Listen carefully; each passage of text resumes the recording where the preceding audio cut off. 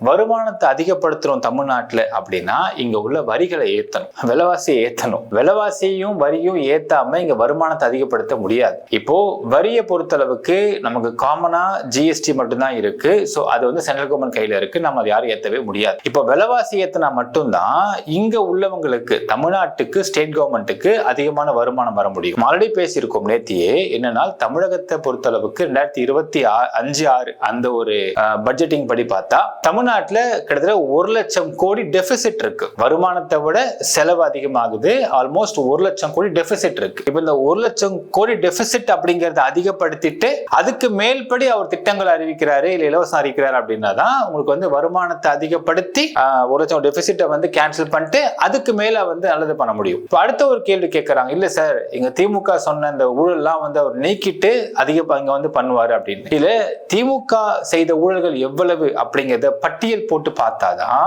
இந்த 1 லட்சம் கோடி டெபிசிட் அப்படிங்கிறது குறையுமா அப்படிங்கறத பார்க்கணும்.